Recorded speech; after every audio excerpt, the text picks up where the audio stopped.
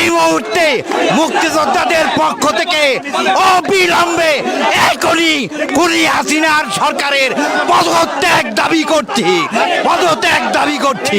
বিগত এই কদিনে অনেক তামাশা করেছেন। আমরা বলেছিলাম আগে আমরা জান দিব, কিন্তু তারা নিজেরাই জান দিল। এখন আমরা সামনের দিনে তাদের জানি আর জান না দিতে হয়, আমরা জান দিতে প্রস্তুত তাদের সাথে। যারা ভুয়া মুক্তিযোদ্ধা ৭১ মুক্তিযোদ্ধা করে নাই, তারা আজকে আওয়ামী লীগের পক্ষে, হাসিনার পক্ষে। সুতরাং সারা দেশের বাংলাদেশের মুক্তিযোদ্ধারা যারা দেশ স্বাধীন করেছে, তারা আজকে জনতা ছাত্রদের পক্ষে। এই কথা আমরা বলতে পারি আপনাদেরকে, আমরা হাত দিয়ে গল করে হাত দিয়া। যে পর্যন্ত ছাত্রদের এই দাবি, আমাদের জনগণের ভোটারদের দাবি মানে না হইবে, সে পর্যন্ত হাসিনার পতনের পর্যন্ত আমরা শেষ পর্যন্ত দিয়ে আবার রক্ত দিয়ে আমরা মাঠে থাকবো ইনশাআল্লাহ। আমরা মুক্তিযোদ্ধারা কোনো কোটা চাই না, তবু আপনারা এই কোমলমতি শিশুদের বুকে গুলি করিয়েন না। ৭১ থেকে এই পর্যন্ত আমাদের যুদ্ধ থেমে নাই। আজকে বুকটা ভরে যায়, কিন্তু আমাদের কান্দাও আছে, গন্ধনও আসে। এত অল্প বয়সী প্রাণের ধ্বংস হলো। এই একটা হত্যারও আমরা অন্যথায় যেতে দেব না।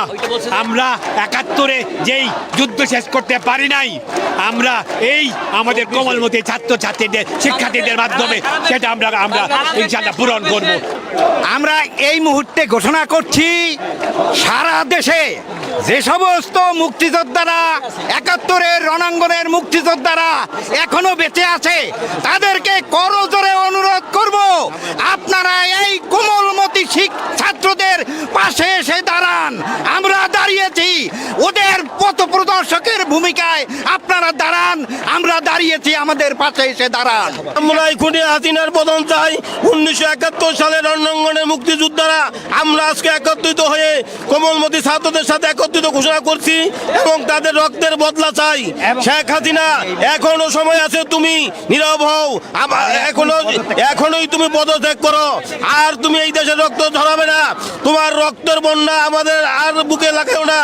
এই সরকার নানা রকম নাটক করে আজকে কোথায় নিয়ে গেছে, যে গত ২ সপ্তাহে তারা কয়েকশো শিশু সন্তানকে, আমাদের বাচ্চাদেরকে তারা বুকের মধ্যে গুলি করে হত্যা করেছে আমাদের টাকার গুলি দিয়ে।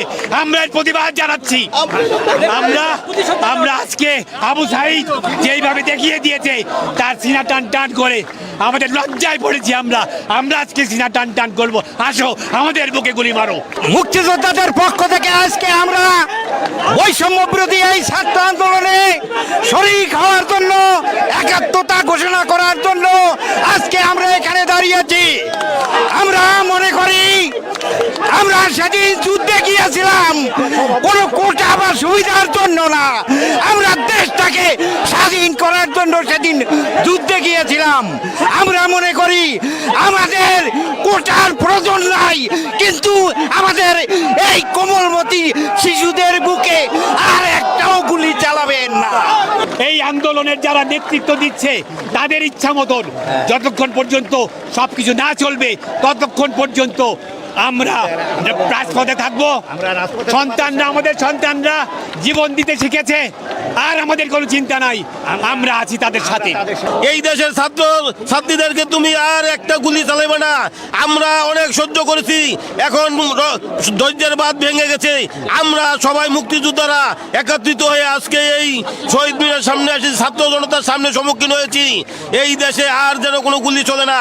পুলিশ বাহিনীকে হুঁশিয়ার করে বলছি, আপনারা সবাই নিরপেক্ষ হন।